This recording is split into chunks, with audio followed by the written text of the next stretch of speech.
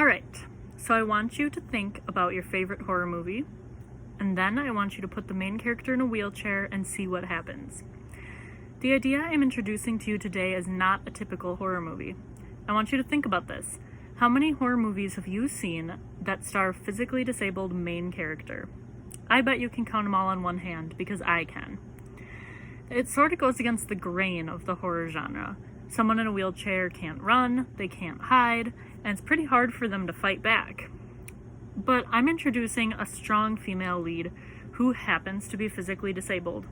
Her name is Isabella Green. The movie begins when Isabella moves to San Diego to pursue a career as a psychiatrist.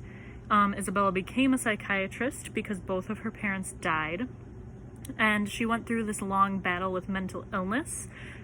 She had a lot of issues with her body too, because she was diagnosed with spina bifida as a baby, and they tried to do a corrective surgery on her, but it did not work, and her legs ended up becoming paralyzed.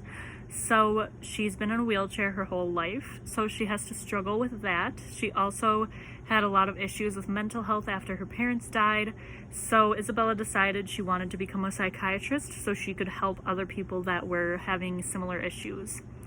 I do not want the entire movie to focus on Isabella's disability, because she is obviously so much more than that, but I think it is important to include a few scenes that highlight her experience as a person with a disability.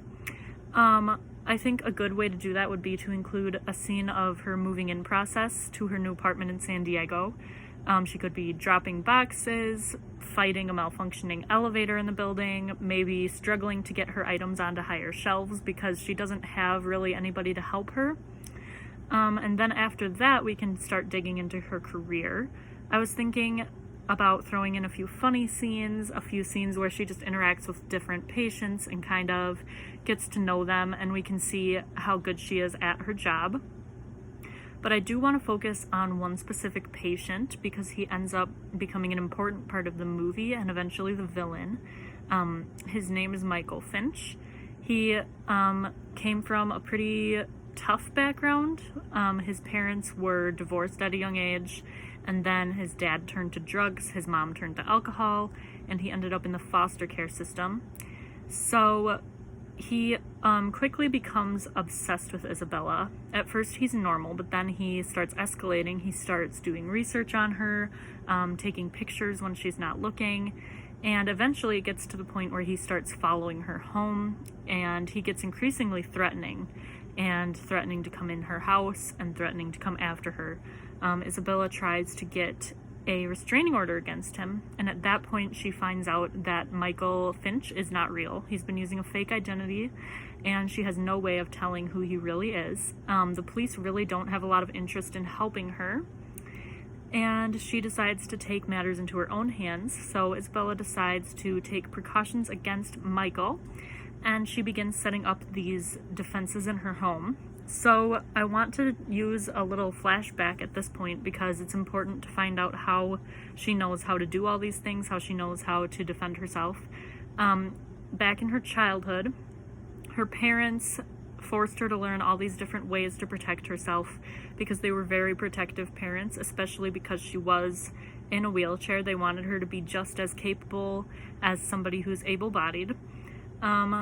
They were very protective and wanted her to be prepared for anything. So I think a scene with her dad maybe teaching her how to sharpen a knife or how to shoot a gun, something like that, would maybe be helpful to give a little background on how she has this experience with defending herself.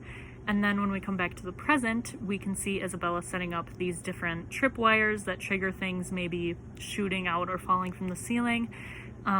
Different obstacles that are hidden away that give her a little bit of an upper hand. And then eventually she does just get a knife from the kitchen and sits and waits because she knows that Michael will be coming at some point. And he does end up coming to her house and breaking in, and it's night, probably like 2 a.m. He comes breaking into her house, and he does run into the obstacles, the tripwires, everything, and it does slow him down a bit, but he does catch on, so he misses some of the more dangerous items she has. So he does make it through the obstacles, but he's a little wounded after that. He's a little slower, and he finally does get to Isabella, but it ends up, the ending is it's like most horror movies where the villain does end up dying. Isabella has to kill him in order to protect herself. But I do want the movie to end on a lighter note, so I want her to have a conversation with Michael's mother, who she finds in rehab. I would like for her mother to or his mother, excuse me, to kind of explain Michael's background and why he would become a violent stalker, because I don't want the impression that every person with a mental illness is dangerous. There's another reason why he became violent, because I don't want people coming away from the movie thinking everyone with a mental illness is violent. So that would be a good ending for the movie. I think that this movie is a really good way to increase representation of people with disabilities and kind of get away from the horror genre tradition of not including physically disabled main characters. And I think it will also help with the representation of mental illness because of what Isabella went through with her struggles with mental illness, and also Michael, and you can see kind of both sides. You can either come back and be successful, or you can turn to violence. So I think it's important to have both of those sides, and I hope that this movie really works out for representation and really shows some people themselves. They can see themselves in the film. So thank you, and I hope you enjoy my idea as much as I do.